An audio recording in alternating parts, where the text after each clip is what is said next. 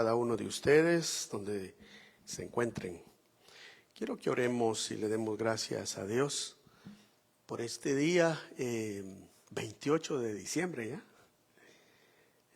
El tiempo ha pasado tan rápido, pero vamos a darle gracias a Dios. Acompáñenme. Señor, te damos gracias por el privilegio que nos das, primero de tener la vida, porque tú no la das.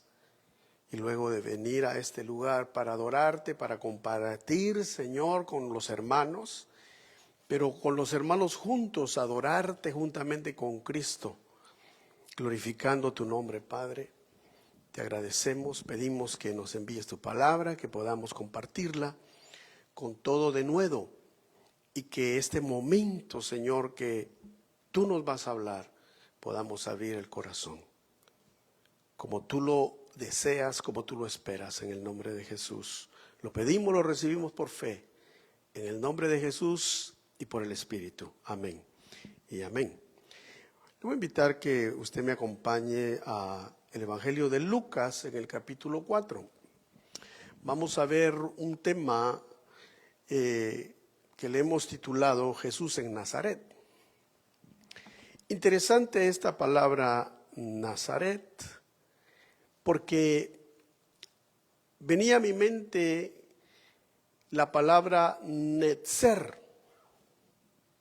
Netzer es una palabra hebrea, y una palabra que significa Netzer, retoño o ramo. Interesantemente estamos concluyendo hoy en 3 días ya, concluimos el 2025. 25 es un número interesante porque lleva el 5 y el 5 significa gracia. Todo lo que hemos podido vivir este año, sean pruebas, sean luchas, sean cosas que aún no esperamos que pasaran, las sobrepasamos y estamos hoy aquí terminando ya casi el año por gracia. En la Biblia hay significados de los números. El número 1 pues significa unidad.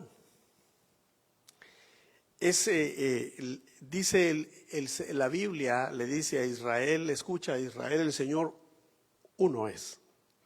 El número 2 pues seguimos con la unidad, pero la unidad del Espíritu.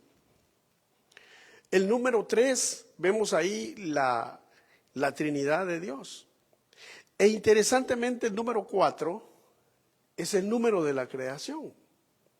Me enteraba yo leyendo de que, ¿sabía usted que el sol, la luna y las estrellas fueron creadas el 4º día? No el primer día ni el segundo, el 4º día. El Señor las establece. Interesante porque el 4 es el número de la creación. También vemos que en la Biblia tenemos 4 evangelios. Interesante, ¿no? Los 4 evangelios que narran la vida del Salvador del mundo. Y vemos que también la Biblia nos declara el sur, el este, el oeste y el norte, el lugar de la habitación de Dios. 4 puntos cardinales, 4 días, día de la creación. Vemos entonces luna, sol, estrellas, tierra, 4. El número 5 que le decía, estamos terminando el 2025, número de gracia, pero estamos por entrar al 2026. Y el número 6 en la Biblia significa imperfección. ¿Por qué imperfección? Porque los humanos somos imperfectos, pero vemos la gracia de Dios sobre nosotros. Aún así, la Biblia dice que en el 6º día, el Señor dijo, hagamos al hombre a nuestra imagen, a nuestra semejanza. E hizo al hombre como un retoño. Hizo al hombre brotar de la imagen de Dios. Nosotros tenemos la imagen de Dios. Somos alma, somos cuerpo, somos espíritu. Los ángeles que son gloriosos y que son una creación santa, sublime delante de Dios, son espíritu, dice la Biblia.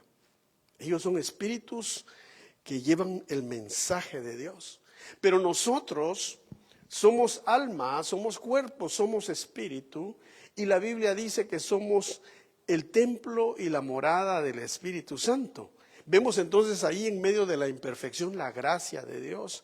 Vemos en medio de la humanidad el retoño de Dios en nosotros. Estamos a punto de empezar un año que se numera el 2026. Y pensaba en esta palabra netzer, porque netzer significa retoño, significa una rama nueva que sale. Interesantemente, ¿sabía usted que la palabra Nazaret proviene de esa palabra, de la raíz de esa palabra netzer? Nazaret. En la Biblia, si leemos detenidamente en el Antiguo Testamento, en el Torá, en los profetas, no vamos a encontrar la palabra Nazaret, pero sí vamos a encontrar la palabra retoño, pero sí vamos a encontrar la palabra renuevo. Y por eso es interesante, porque déjenme mostrarle algo aquí en la Biblia. Según el profeta Miqueas, en el capítulo 5, verso 1 al 2, él anuncia por el Espíritu que Jesús iba a nacer en Belén de Judea. Dice él, el juez y el gobernante de Israel nacerá entre las familias más pequeñas de Judá. Porque los orígenes del juez y del rey de Israel son orígenes desde los tiempos antiguos y desde la eternidad. La semana pasada veíamos el tema del nacimiento del Señor, de la Navidad, que significa nacimiento, y cómo se cumplen las palabras del profeta Miqueas. El Señor nace en Judá de Belén. Ahora, cuando vemos Jesús fue criado, creció en un lugar llamado Nazaret. ¿De dónde viene esa palabra Nazaret? Netzer. Ahora veamos esto. En Mateo capítulo 2, verso 23, usted lo puede ver en la pantalla conmigo, dice algo muy interesante.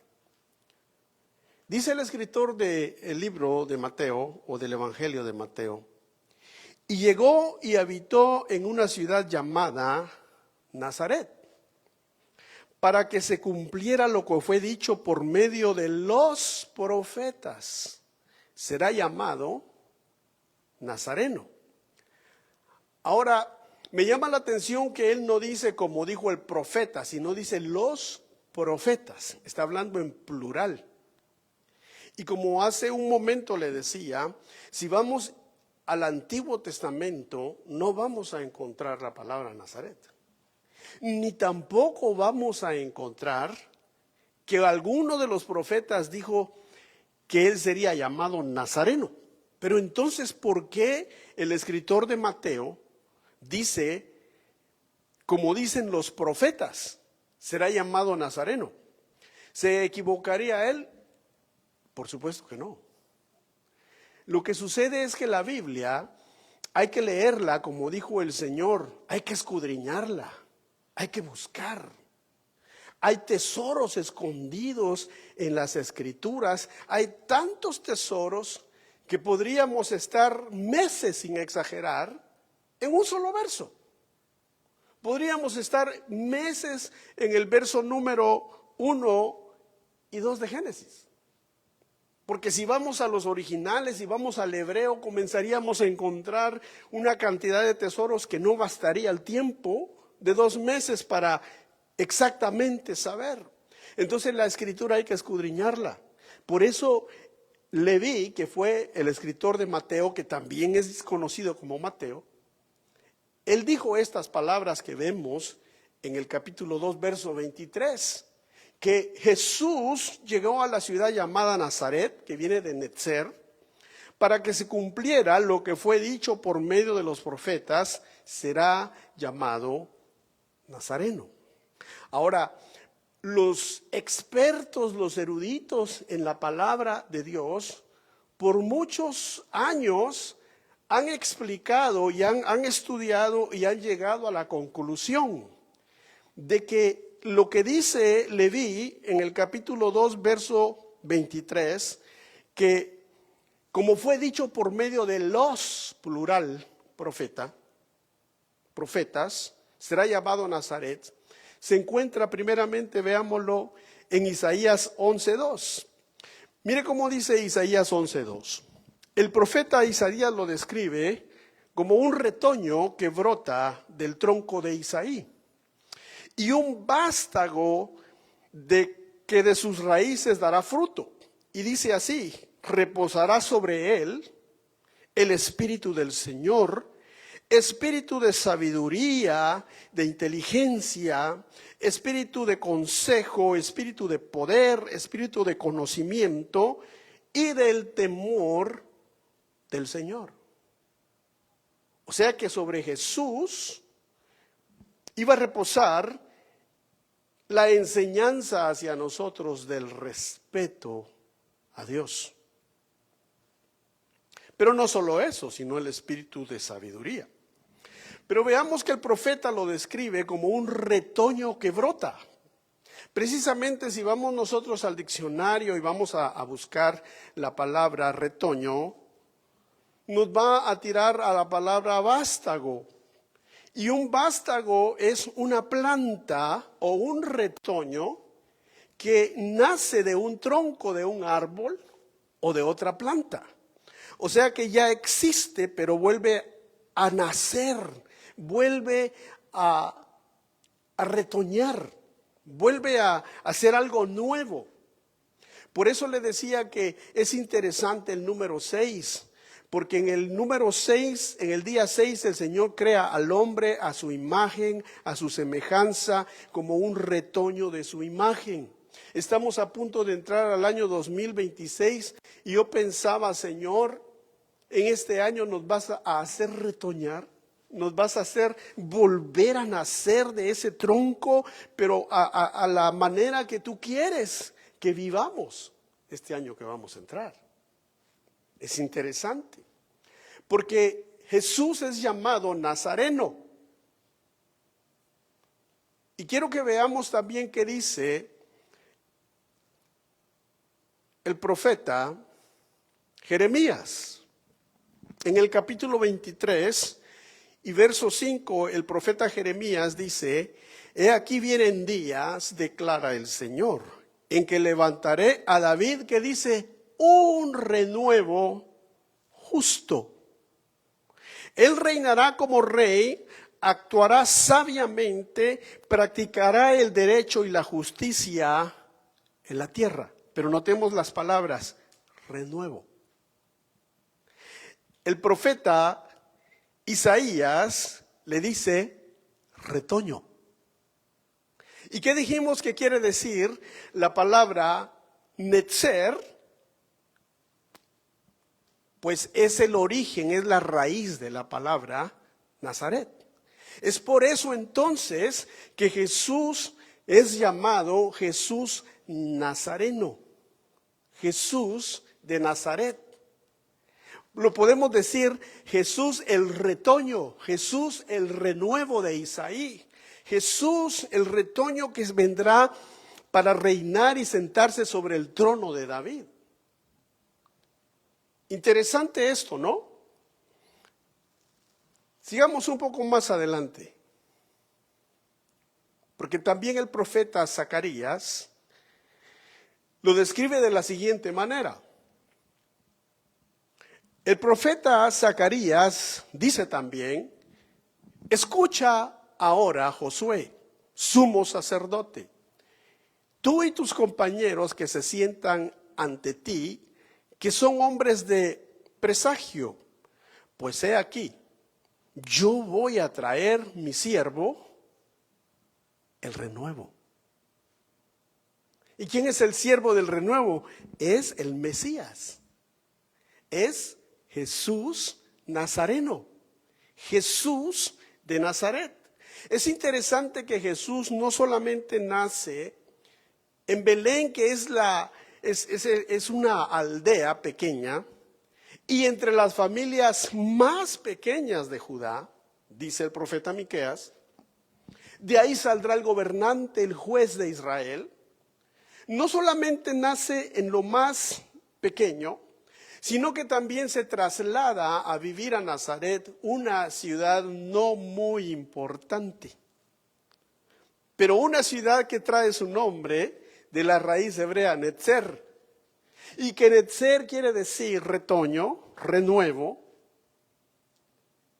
y que representa entonces esa palabra dicha por los profetas acerca de Jesús. Es que a donde Jesús llega, todo toma importancia. Judá era la más pequeña, nació entre las familias más pequeñitas de esa tribu, pero cuando Jesús nace, les da la importancia. Cuando Jesús nace en Belén, le da la importancia a Belén. Cuando Jesús se traslada a vivir a Nazaret, le da la importancia a Nazaret, aunque no era una ciudad prominente. Si hoy visitamos nosotros, Nazaret sigue siendo algo que no es prominente. Es más, hoy en día, si usted va a Nazaret, no es uno de los lugares más bonitos. Hay mejores lugares en Israel que Nazaret, hasta el día de hoy. Eso tiene que ver quizá por su población, por las costumbres, etcétera. Pero el punto es que a donde Jesús llega, Jesús le da un renuevo, le da un nuevo inicio, le da un retoño al lugar y a la persona. Y nosotros somos vástagos de Él. Por eso dice la Biblia que nosotros fuimos injertados en la vid, porque Él es la vid de David. Él es el árbol original, el Señor Jesús. Y cuando nosotros entendemos esto, entonces vamos a ir comprendiendo la visita de Jesús a Nazaret. Porque Él se crió ahí, él ahí creció. Él vivió en Nazaret aproximadamente 28 años. Imagínense, 28 años es bastante tiempo. Él ahí creció. Por eso se le conoce Jesús, el de Nazaret, el nazareno. Pero él crece, inicia su ministerio y comienza su ministerio a orillas del mar de Galilea, que está aproximadamente a 16 kilómetros de Nazaret. No está muy lejos. Pero tomemos en cuenta que en aquellos tiempos era o en burro o caminando. O sea que caminar 16 millas por lo menos era camino de un día o 2 días para llegar al mar de Galilea, donde el Señor inicia su ministerio aproximadamente a los 30 años, a donde Él establece su centro ministerial a las orillas del mar de Galilea. El Señor comienza a recorrer y establece su casa en Capernaum, pero luego el Señor va y visita Nazaret. Y veamos qué sucede. Ahora vamos a la base bíblica del tema. Esto está en Lucas capítulo 4, del verso 16 en adelante. Y dice así: llegó a Nazaret, donde se había criado, y según su costumbre entró en la sinagoga el día de reposo, y se levantó a leer.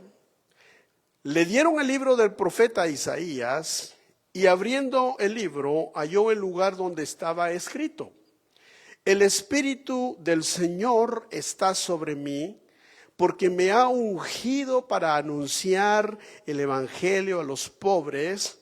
me ha enviado a proclamar libertad a los cautivos y la recuperación de la vista a los ciegos, para poner en libertad a los oprimidos, para proclamar el año favorable del Señor. Cuando, cerrando el libro, lo devolvió al asistente y se sentó, y los ojos de todos en la sinagoga estaban fijos en él. Y comenzó a decirles: hoy se ha cumplido esta escritura que habéis leído. Vamos a quedar ahí. Cuando él hace su visita a Nazaret, esto fue lo que sucedió. Es interesante ver de que la lectura inicia diciendo que Jesús llega a su ciudad donde él crece, a donde él fue criado, y como era de costumbre, dice, él entra a la sinagoga el día sábado. Eso me llama la atención y vale la pena mencionarlo, porque como primer aspecto que vamos a ver, llega a donde fue criado. Como buen judío, Jesús fue un buen judío. Diga conmigo, Jesús fue un buen judío. Por eso es que nosotros debemos de comprender, y eso lo digo a favor de mis hermanos judíos cristianos, mesiánicos, que realmente llevan un nombre honorable, judíos mesiánicos.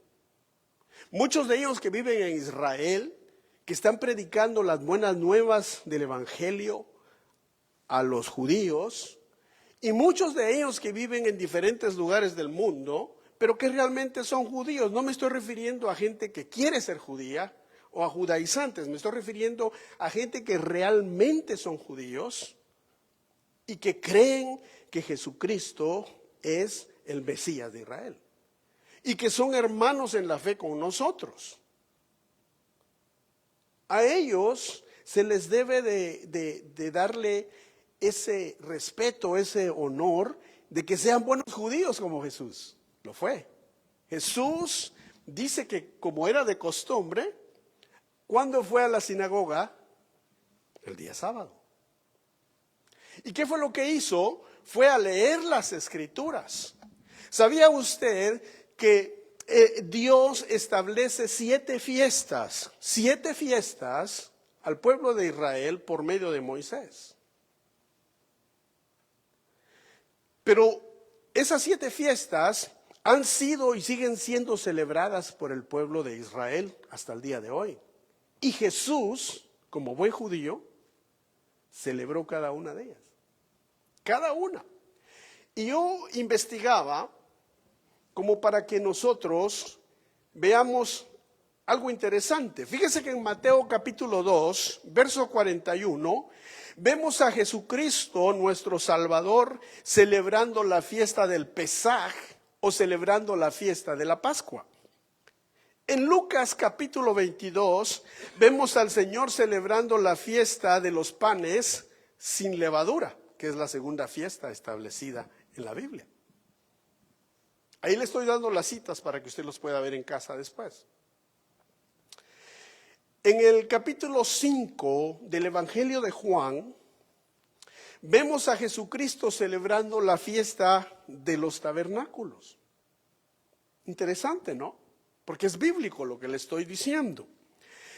En el Evangelio de Juan capítulo 7 vemos a Jesús, en el capítulo 5 de Juan, él celebra la fiesta del Pentecostés o la fiesta conocida como el Shabbat en hebreo. En el capítulo 7, él celebra la fiesta del Sukkot o de los tabernáculos, cuando precisamente se cree que Jesús nace precisamente en esa fiesta. Y cuando vamos al Evangelio de Juan capítulo 10, ahí el Señor va a celebrar la fiesta de Hanukkah, la cual no es una fiesta bíblica, establecida por Dios por medio del profeta Moisés, sino que es una costumbre o una tradición judía, pero que la Biblia lo menciona en Juan capítulo 10, verso 22, que el Señor asiste a la celebración de la dedicación del templo. Entonces vemos cómo Jesús fue un buen judío, cómo Él celebró cada una de las fiestas establecidas.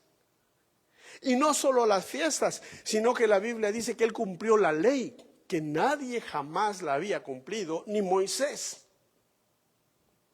Y que en el capítulo 15 de Hechos, el apóstol Pedro les dice a los judíos reunidos en Jerusalén, les dice: hermanos, ni nosotros hemos podido cumplir la ley, ¿cómo vamos a imponerle a los gentiles entonces que se judaicen? Si ni nosotros hemos podido hacer eso, el único que cumplió los 613 mandamientos de la ley fue Jesucristo. Y lo hizo no solo por el pueblo de Israel, sino que lo hizo por nosotros, los gentiles, porque entonces Él dijo en el capítulo 22 de Lucas que su sangre era el nuevo pacto. O sea que el pacto de la ley estaba terminando y el pacto de la gracia estaba iniciando. ¿Con qué? Con el derramamiento de su sangre y con el sacrificio del cuerpo de nuestro Señor Jesucristo en la cruz. Él se hizo pecado.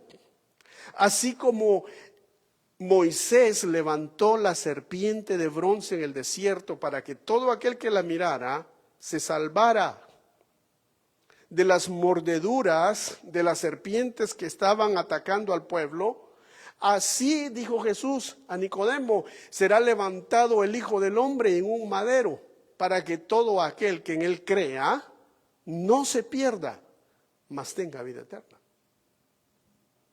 Entonces, cuando Jesús llega a Nazaret, vemos este episodio.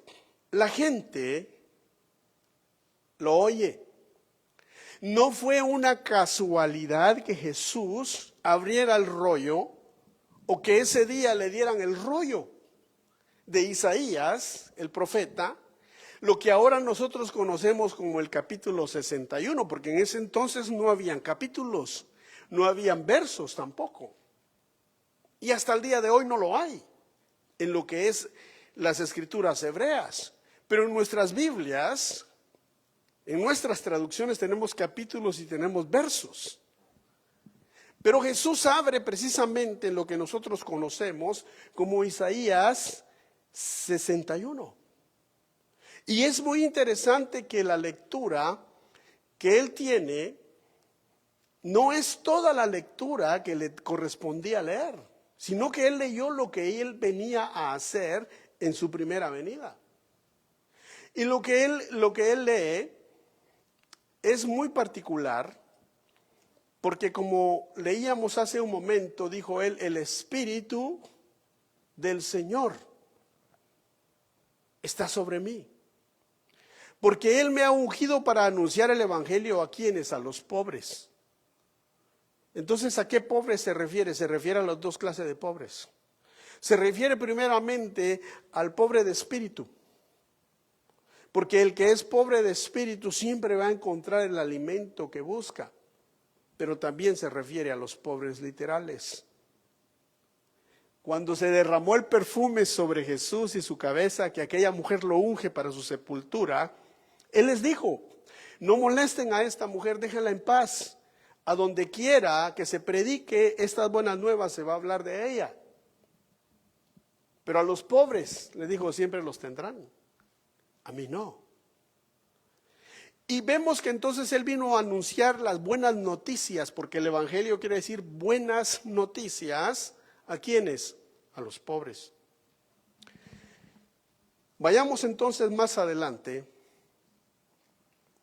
Él dice: para anunciar el Evangelio a los pobres, proclamar libertad a ¿quiénes?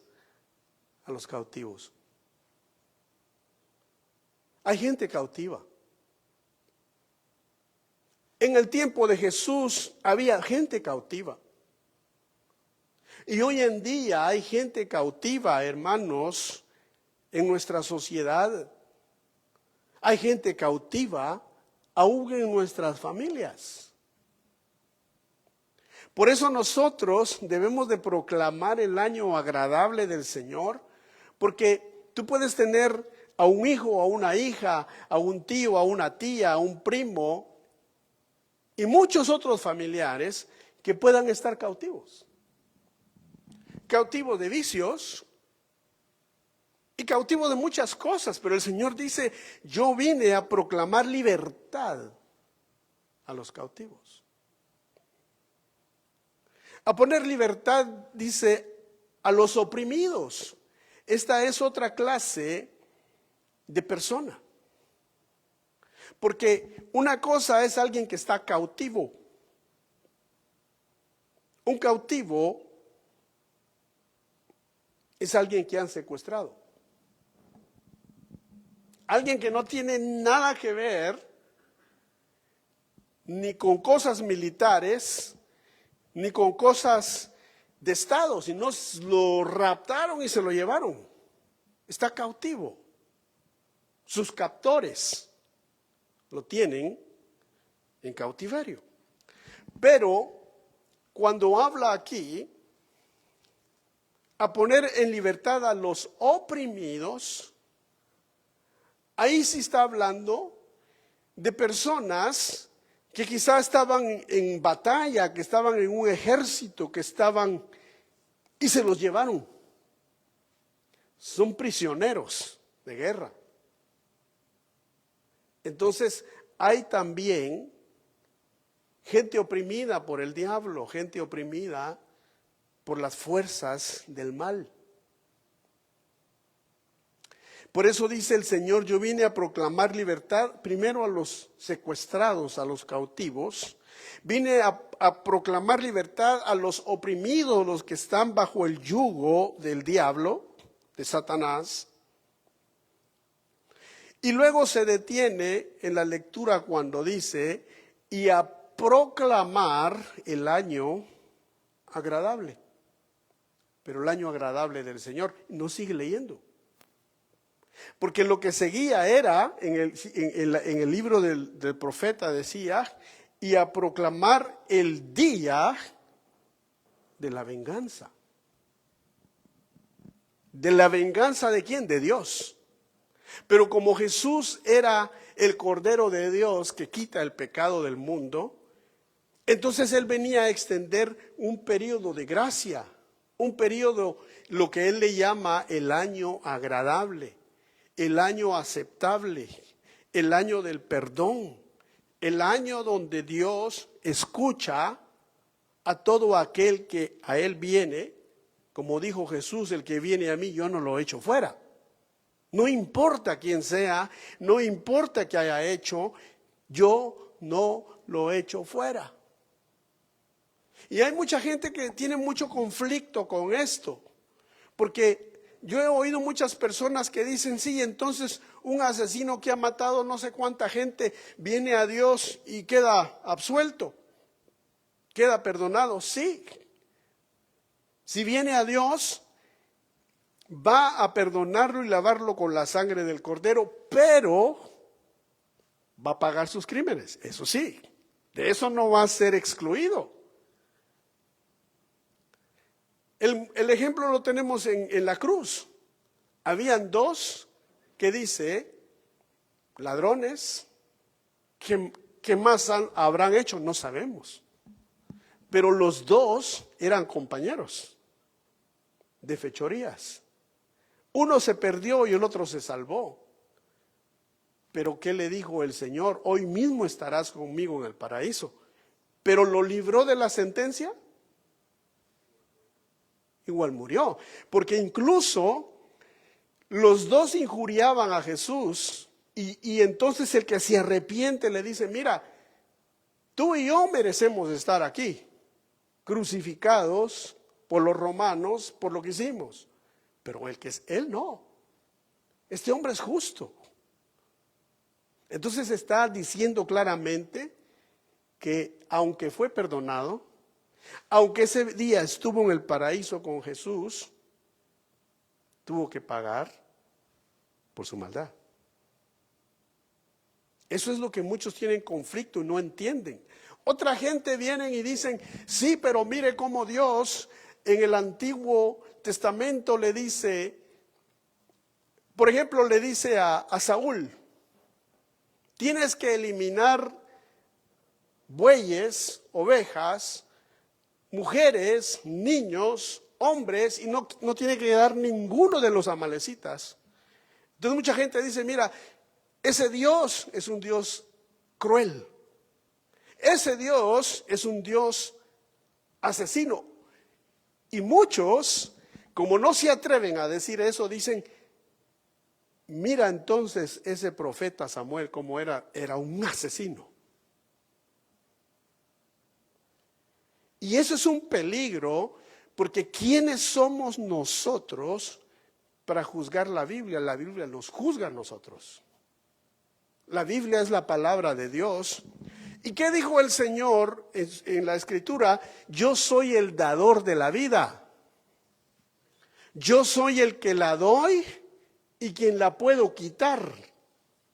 Y cuando Dios determina un juicio como ese que acabo de mencionar, ¿quién es usted y quién soy yo para venir a decirle a Dios, bueno, ¿y por qué hiciste eso? ¿Y por qué ordenaste eso? Si Dios es el que da la vida y la quita.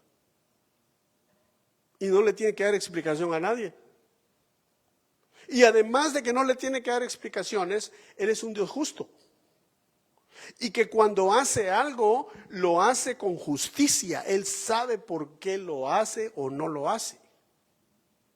La gente que comienza a cuestionar la Biblia de esa manera, están en un peligro de apostasía. Porque el que comienza a cuestionar la Escritura, lo único que se está acercando a hacer es a decirle a Dios por qué hizo esto y lo otro, y luego le entra una desconformidad en cuanto a Dios, y entonces comienza a apostatar. Por eso nosotros debemos de entender claramente lo que está escrito. Hay misterios que le corresponden a Dios únicamente, es a Dios. Y las cosas reveladas nos corresponden a nosotros y a nuestros hijos. Pero las cuestiones que son misterio, ¿por qué Dios las hizo o no las hizo? Eso dejémoselo a Él, algún día lo entenderemos. Pero a Dios no lo podemos cuestionar, ni debemos. Ahí está el espíritu de sabiduría y el espíritu del temor de Dios, que el retoño, que el renuevo, que el Mesías, Jesús el Nazareno, nos vino a impartir. El respeto a Dios. No cuestiones lo que no entiendes. Si no lo entiendes, pues yo no lo entiendo. Pero Dios, que conoce todas las cosas, Él sí sabe lo que hace y cómo lo hace. Entonces el Señor dice, el Espíritu del Señor está sobre mí. Me ha ungido para traer las buenas nuevas, para proclamar libertad a los cautivos y también a los oprimidos, y a proclamar el año agradable de Él. Hermanos, estamos viviendo en el año agradable. Estamos terminando un año que faltan aproximadamente 72 horas, 3 días, para que concluya este año. Pero la pregunta es, ¿cómo lo vamos a terminar? ¿Cómo vamos a iniciar el otro año si es que Dios así lo quiere? Porque recordaba precisamente ayer que hace un año específicamente, habían unos pastores en Colombia que habían predicado un mensaje muy de Dios para la iglesia, y que no sabían que ese domingo era su último domingo. Y que no sabían que al salir de la iglesia ellos iban a estar en algún lugar comiendo e iban a ser víctimas de sicarios, de gente asesina, de la cual ellos no tenían nada que ver. Esa familia terminó el año, fue el 24, ¿no? Hace un año. El 2024, pero con el Señor. Acabaron su carrera. Ahora nosotros estamos por terminar este año. ¿Cómo lo vamos a concluir? Si es que Dios nos permite concluirlo. ¿Y cómo vamos a iniciar el otro? Fíjese que la visita de Jesús a Nazaret fue para darles una oportunidad. Dijimos que Netzer quiere decir, es la palabra, la raíz de la palabra Nazaret, que quiere decir retoño, que quiere decir renuevo. Jesús, el renuevo de Dios, el retoño de Dios, que se crió en ese lugar, llegó a dar una oportunidad al pueblo de Nazaret. Y dice la Escritura que cuando él lee esto y les dice, hoy se cumple esta Escritura, porque dice que él entrega el rollo al asistente y se sienta. Y todo el mundo tenía los ojos sobre él. Y Jesús se voltea y les dice, hoy se cumplió. Veamos este aspecto. Él les dijo, hoy se ha cumplido esta Escritura que habéis oído. Dice la Biblia, cerrando el libro, lo devolvió al asistente y se sentó. Entonces la pregunta es, ¿qué esperaba Jesús de ellos? Ahora la pregunta sería, ¿qué es lo que Jesús espera de nosotros? Comenzó a decirles, hoy se ha cumplido esta Escritura que habéis oído. Y vea cómo reaccionan todos. Dice la Biblia, y todos hablaban bien de él. Y se maravillaban de las palabras llenas de gracia que salían de su boca. Y decían, pero hay un problema. ¿No es este el hijo de José? Habla bonito, tiene palabras llenas de gracia, pero luego se cuestionaban a sí mismos y decían, ¿no es este el hijo de José? La gente no siempre está satisfecha. No siempre está satisfecha, sino que cuando no se satisface con lo de Dios, la gente siempre busca los malos deseos de su corazón. Por eso mucha gente que no le satisface la palabra comienza a inventar hasta lo que la Biblia no dice. O si no le parece algo que no dice, pues lo quita. Y no, la palabra de Dios es para que la hablemos tal y como es, aunque nos confronte. Porque como le decía hace un rato, la Biblia nos lee. Nosotros no leemos la Biblia nos lee y la Biblia nos juzga a nosotros. No es al revés. Nosotros, ¿quiénes somos nosotros para querer juzgar lo que está en la Biblia? Para querer decir o interpretar a nuestra manera lo que está escrito, cuando no es así. Como dice el dicho, lo que no saben se lo inventan. Y aquí no se trata de eso. Aquí se trata de lo que no sabemos, debemos de llevarlo al Espíritu Santo para que nos explique. Y el Espíritu Santo nos va a explicar y nos va a dar a conocer todas las cosas que habla Jesús y el Padre a su debido tiempo. Muchas veces nos va a hablar instantáneamente y muchas veces nos va a hacer esperar. Pero así es como se respeta a Dios, se honra a Dios. Confiando. Porque cuando Dios no te responde, ¿sabe qué te está diciendo Dios a ti y a mí? Confía. Pero Señor, yo quiero saber. Confía. Pero ¿por qué no me respondes? Confía. Te voy a responder, pero en este momento, confía. Y eso es difícil. Eso es difícil especialmente para el ego de uno. Hay gente que padece más de ego que otros. Porque todos tenemos ego. Solo que hay unos que tienen más ego que otros. Y ahí es donde tenemos que doblegarnos. Por eso dice la Biblia, humillaos pues bajo la poderosa mano de Dios y Él los exaltará a su debido tiempo. Así que cualquier tamaño de ego que tengamos, es mejor que lo dobleguemos. Mejor que lo dobleguemos, porque al debido tiempo Dios nos va a exaltar. Si no, nos va a humillar. ¿Qué preferimos? Mejor humillarse voluntariamente, ¿no? Es mejor. Es mejor voluntariamente y decirle, Señor, me humillo ante ti para no humillarme delante de los hombres. Entonces te estás humillando del más grande de todos, delante del más grande de todos, y Él te va a exaltar. No vas a tener que doblar rodilla delante de nadie, solo delante del que todo lo puede y que todo lo sabe, de nuestro Señor Jesucristo, nuestro Salvador, el Padre eterno y el Espíritu Santo, que es uno. Muchos también se complican la vida con eso. 3 dioses, no. Escucha, Israel, el Señor tu Dios, uno. Escucha, iglesia de Cristo, el Señor tu Dios, uno es.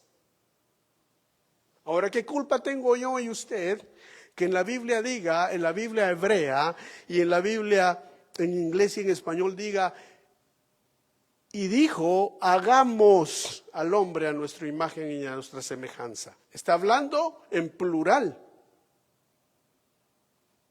Que Él se haya manifestado como el Padre en los tiempos del Sinaí, y que se haya manifestado como el Hijo en los tiempos cuando dijo el Verbo se hizo carne, y que cuando Jesús le dijo, les conviene que yo me vaya para que venga el otro, el Espíritu de mi Padre, o mi Espíritu, para que se quede con nosotros, que es el que está ahora con nosotros, el vicario de Cristo, el Espíritu Santo, que Él se quiera manifestar así, es cuestión de Él. Pero Él uno es. ¿Lo entiende usted o no lo entiende? ¿Lo entiendo yo o no? No importa. Eso es lo de menos.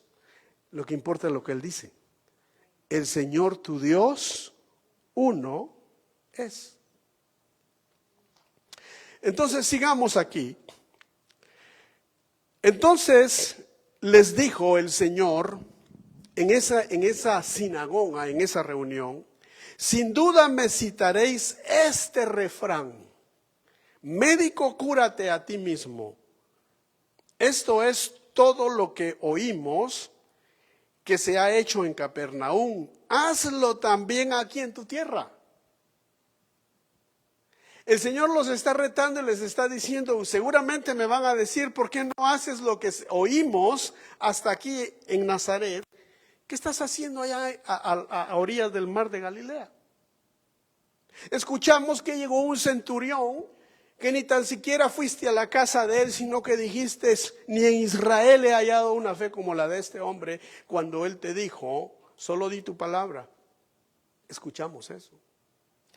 Escuchamos también que rompieron el techo de la casa y bajaron a un hombre paralítico y lo levantaste. También escuchamos aquí cerca, le dijeron de una viuda del pueblo de Naín, que le resucitaste al hijo. ¿Por qué no haces lo mismo aquí? Por eso les dijo él, seguramente me van a decir, médico, cúrate a ti mismo.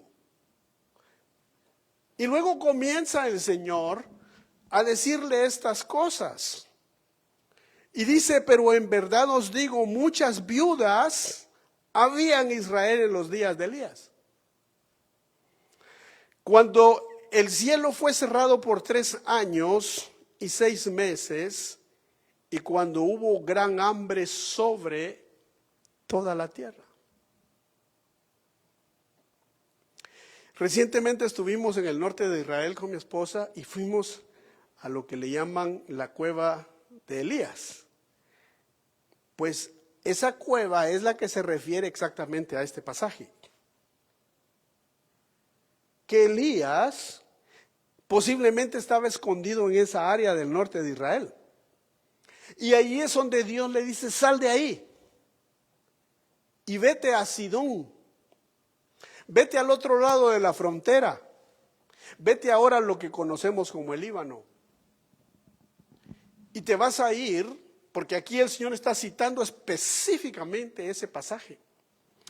Y le dice, cuando el cielo fue cerrado por 3 años y 6 meses y cuando hubo gran hambre en toda la tierra, sin embargo, a ninguna de ellas fue enviado Elías, sino a una mujer viuda en Sarepta, en la tierra de Sidón. Les da el ejemplo, les dice, ven cómo Dios envía al gran profeta que ustedes veneran tanto. Porque hasta el día de hoy, en Israel, veneran a Elías. Uy, no digamos a Moisés. Y en los tiempos de Jesús era igual. Y por eso Él les dice, a quien ustedes veneran tanto, Dios no se los envió a ustedes. Siendo a nosotros judíos, le dijo, se lo envió a una viuda de Sarepta de Sidón. A una viuda gentil. Entonces se comenzaron a encolerizar la gente. Porque les estaba diciendo la verdad. Ahora le dice luego, y muchos leprosos habían en Israel en los tiempos del profeta Eliseo. Pero ninguno de ellos fue limpiado, sino Naamán el sirio. Entonces les está diciendo, y seguramente ustedes me van a decir, ¿por qué no vienes a hacer aquí a tu tierra, al lugar donde te criaste, a donde te conocemos, lo que haces en Capernaum? Pero ¿por qué Jesús entra en esta, si lo podríamos decir, en esta discusión con ellos? ¿Cuál es la razón? ¿Será que Jesús quería incomodarlos? ¿Quería hacer problema? Muchos dirán, es que Jesús era polémico. A donde Jesús llegaba le gustaba hacer problemas. No. Jesús es el más humilde de todos los hombres, porque sí, Moisés en su tiempo fue el hombre más humilde de todos, dice la Biblia. Sin embargo, cuando el pueblo lo atistó, se enojó. Y por causa de un descuido de ira, le costó la entrada a la tierra prometida. Sin embargo, Jesús no. ¿Qué dijo Jesús en la cruz? Bájate, le decían, si eres el Hijo de Dios, y te creemos. Y lo insultaban, lo injuriaban. Y otros pasaron y dijeron, miren lo que dice ahí, Jesús, Rey de los judíos. Decía en hebreo, decía en latín y decía en griego. Y se burlaron y le decían, bájate. Y Jesús, ¿qué fue lo que dijo? Humilde. Padre, perdónalos, porque no saben lo que hacen. Vemos la clase de humildad que Jesús tenía. Entonces, cuando llega a Nazaret, ¿por qué les dice eso? Porque el Señor conoce los pensamientos y los corazones. Y el Señor dice que al que es humilde de corazón lo recibe, pero resiste, dice, a los soberbios. Entonces aquí vemos que en Nazaret había un montón de soberbios. Y lo que Jesús estaba haciendo era resistiéndolos. Pero no los estaba resistiendo para que hicieran algo malo, sino para que se arrepintieran. Porque eso es lo que Él hace. Él no es controversial, Él es misericordioso. Y veamos entonces que cuando Él le da estos dos ejemplos de la Biblia y de los profetas, y todos en la sinagoga se llenaron de ira cuando oyeron estas cosas. ¿Qué se manifestó ahí? Su arrogancia. ¿Qué se le manifestó a la gente ahí? Su orgullo. Y levantándose le echaron fuera de la ciudad y le llevaron hasta la cumbre del monte sobre el cual estaba edificada su ciudad para despeñarle. Y eso es lo que es impactante, porque al principio decían, wow, cómo habla de bonito. Wow, pero qué gracia la que tiene este hombre. Fíjese que hablaban bien de él, dice todos. El problema empezó cuando dijeron, pero este es el hijo de José. ¿Y no es María su mamá? Es más, ¿y no están las hermanas de él aquí sentadas entre nosotros?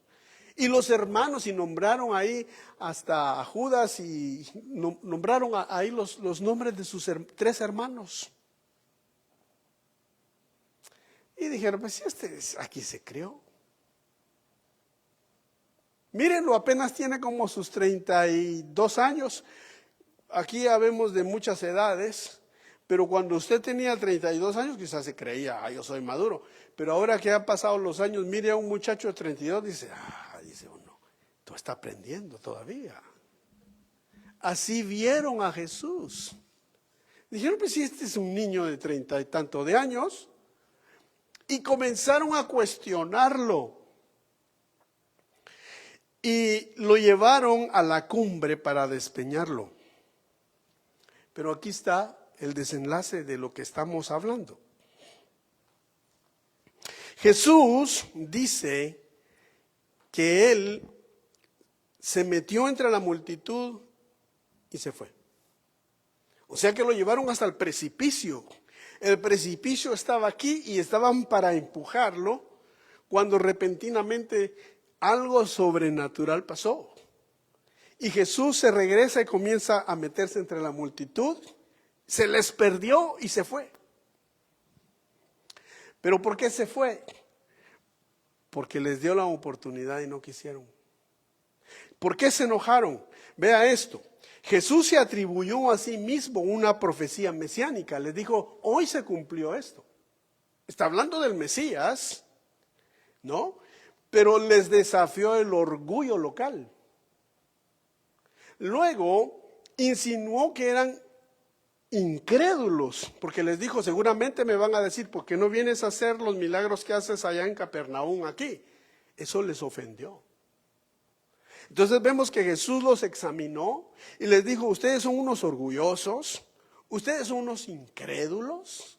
Porque dice en otro evangelio que habla de esto mismo, dice, y pocos milagros pudo hacer Jesús por causa de la incredulidad de ellos. Pero sí hizo milagros. Veamos esto, que es la última parte, rompió expectativas sociales. Para ellos, Él era el hijo de José. Pero en realidad les estaba demostrando su autoridad, que Él era el Mesías. Porque sintieron algo. Por eso se le quedaron viendo todos. Pero de ahí dijeron, no, este es el hijo de José. Ahora, la conclusión de esto es, lo triste es que se fue. Jesús hubiera podido quedar ahí. Si ellos hubieran bajado su orgullo, si ellos hubieran bajado su arrogancia y hubiera querido entender, Jesús hubiera quedado ahí. Hoy se cumplió la escritura en medio de ustedes. ¿Pero qué hizo? Se fue. Porque si leemos más adelante, ya no se sabe ni qué pasó, solo que se fue. ¿Para dónde se fue? Seguramente para Capernaum, o quizá para Jerusalén, quién sabe. Pero seguramente que para Capernaum, porque él ahí vivía.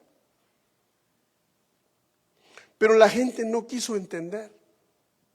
Entonces, en conclusión, ¿qué vamos a hacer nosotros en este año agradable que Él nos está dando? ¿Lo vamos a dejar ir? Porque le cuento algo, nos va a confrontar. Nos va a confrontar. Empezando conmigo. Si quiere, quítese usted, empezando conmigo.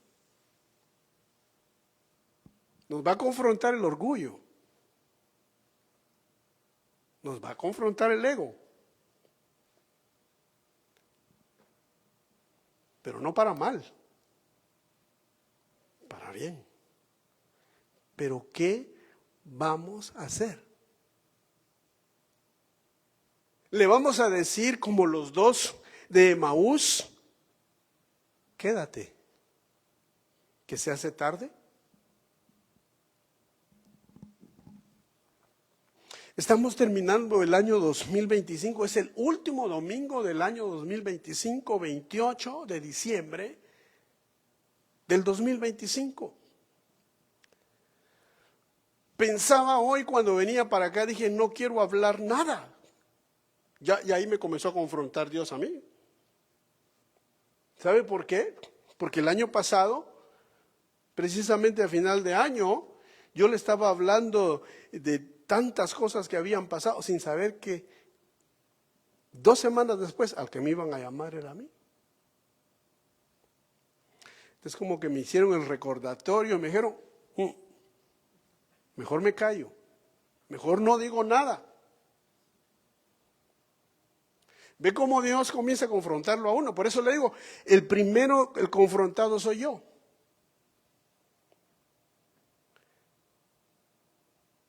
Yo me sentía, dije, wow, lo que viene en el año 2025 y todo. Lo que menos sabía era que estaba en la sala de espera. Iba a salir el ángel enfermero a decir mi nombre. Y yo decía, yo, sí, tú.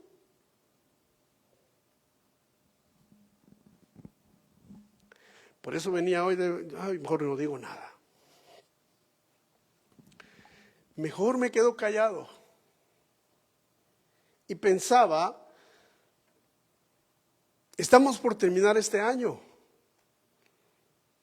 que fue de luchas, que fue de pruebas y fue de cosas que no esperamos. Pero aquí estamos. Estamos terminando el año, estamos parados. Con vida, estamos bendecidos, pero Dios no ha terminado con nosotros. Entonces, estamos por iniciar el año 2026, pero la misericordia de Dios está vigente hoy. Estamos viviendo el año agradable todavía. Por eso le decía, ¿no será que este año 2026, que lleva el número 6, que lleva el número de la imperfección del hombre, que lleva también el número de un retoño, de una plantita que Dios dijo, hagamos al hombre a nuestra imagen y a nuestra semejanza? Este año que vamos a iniciar, ¿no será que el Señor eso es lo que quiere con nosotros?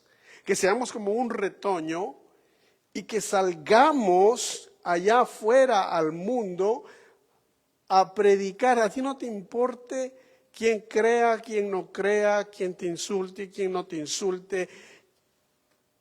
Hay que proclamar. Estamos viviendo días difíciles. Cada día que pasa es un día de incertidumbre. En la economía de esta nación, y si esta nación es afectada económicamente, es como un juego de dominó, se va por todo el mundo. En tiempos de guerra, hoy el primer ministro de Israel se reúne con el presidente Trump, también el presidente de Ucrania se reúne hoy para ver qué hacer. Uno, para ver qué hacer con Rusia, y el primer ministro de Israel para ver si atacan a Irán o no. Usted puede averiguar todo lo que está sucediendo. No solo eso. Pero ¿qué de nosotros? Si hay un amigo que nos está escuchando y que no conoces a Cristo, pues ¿no será que hoy, como el de Nazaret, cuando él llegó a Nazaret, te está diciendo: tú me conoces de un modo histórico, pero es tiempo que me recibas como tu Salvador, y tú que lo has recibido como Salvador, yo que lo he recibido como Salvador, ¿no será el momento de decirle: Señor, queremos ser un renuevo, queremos ser un retoño, queremos ser un vástago, terminando el año así, y si nos permites, empezamos el otro también? ¿Qué vamos a hacer? ¿Vas a dejar que Jesús se vaya?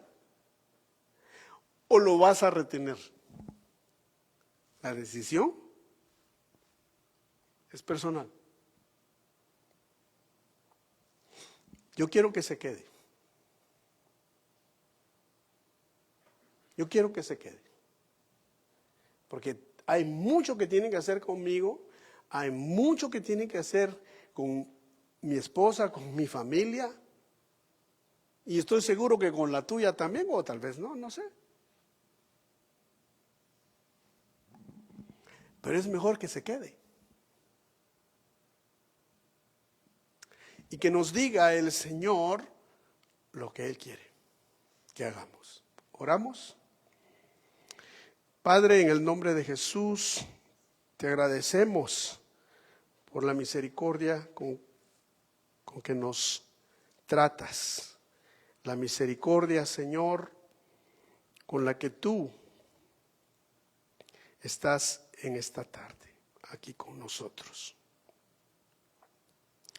Pedimos en el nombre de Jesús que tú tengas misericordia, que nos ayudes. Estamos terminando un año, o estamos por terminarlo.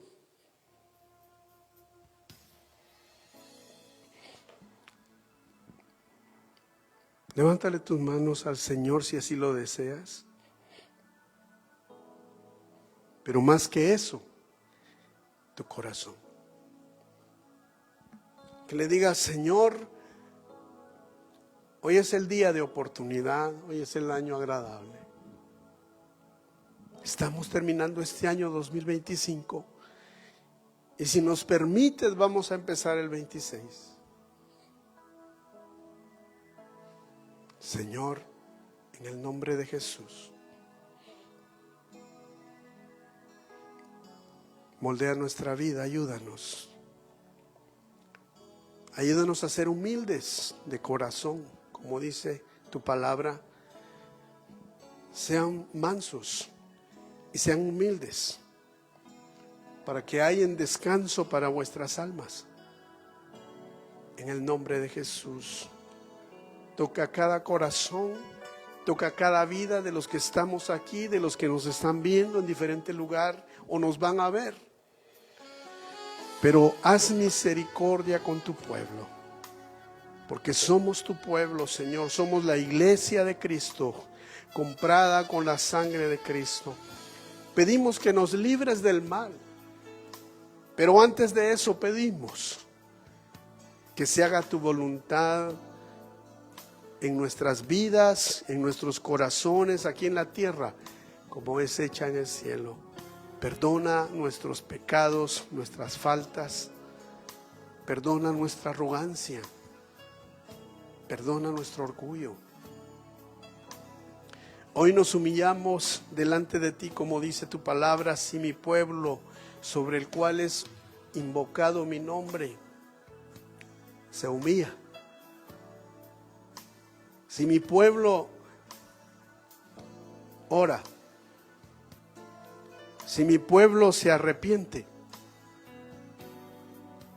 yo lo oiré desde el cielo, lo oiré desde los cielos y sanaré su tierra. Pedimos hoy: sana nuestra tierra. Nos humillamos, oramos, que el temor de Dios caiga sobre nosotros como el temor que estaba sobre el retoño, el renuevo de la casa de David. Jesucristo, Jesús Nazareno. El espíritu de sabiduría, el espíritu de gracia y el espíritu del temor de Dios esté sobre nosotros, Señor. Lo rogamos y lo pedimos, lo suplicamos, que aquel que no es salvo se salve hoy por medio de la sangre del Cordero. No hay explicación difícil, es solamente la fe en Jesús, el que murió por nuestros pecados, nos lavó con su sangre y resucitó al tercer día.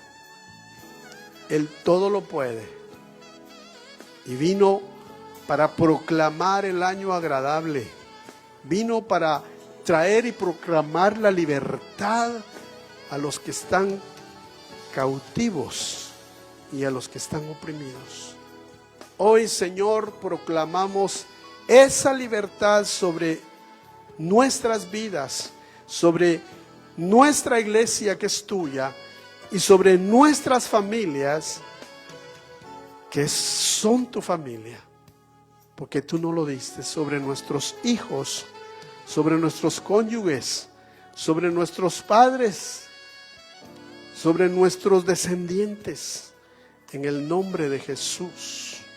Lo rogamos y lo pedimos ahora. Gracias, Señor. Gracias. Dale gracias. Vamos a cantar ese canto juntos. Acompáñame y digámosle juntos a Él.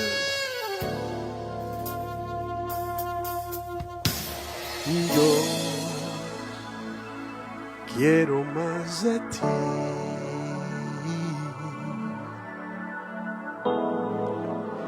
Y habitar en tu presencia. Vengo para que crezcas tú, dile a Jesús, y cada día seré más como tú. Quebranta mi corazón, quebranta mi vida, te entrego mi voluntad a ti. Todo lo que soy, Señor, todo cuanto tengo es tuyo.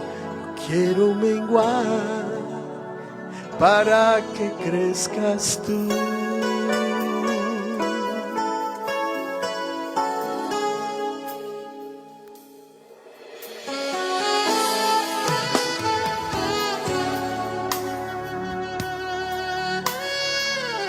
Eso es, dile al Señor, digámosle juntos. Yo quiero más de ti y habitar en tu presencia. Menguar para que crezcas tú. Y cada día seré más como tú. Yo quiero más de ti.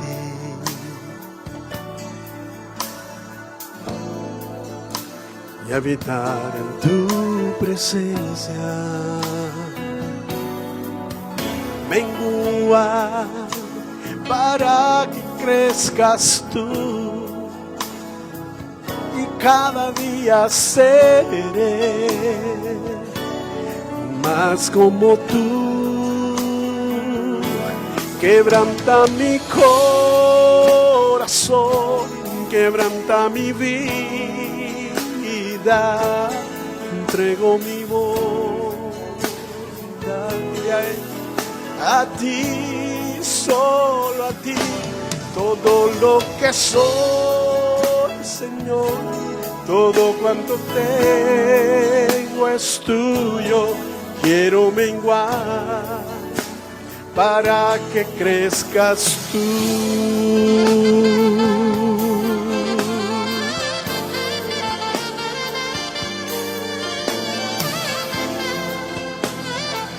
Oh sí, Señor, para que crezcas tú, Jesús, en mi vida.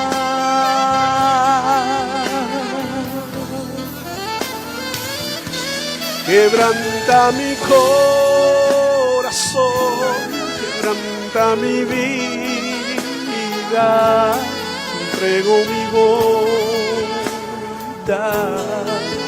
a ti, solo a ti, todo lo que soy, Señor, todo cuanto tengo es tuyo.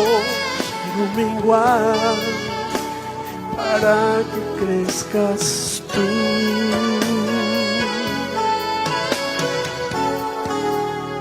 Para que crezcas tú, Jesús. Oh, en mí, Jesús. Gracias, Señor. Que el Señor te bendiga, hermano. Que el Señor haga resplandecer ese rostro único de Él sobre ti. Que el Señor te ayude. Que el Señor te bendiga. Y que ese rostro resplandezca sobre ti. Muchas bendiciones, amada iglesia. Muchas bendiciones, amados hermanos que nos ven. Nos vemos, si Dios quiere, el próximo año, ¿no? Así que bendiciones, feliz año nuevo a cada uno de ustedes, 2026, 36 horas aproximadamente para llegar ahí, un poco menos, pero que el Señor nos ayude. Bendiciones.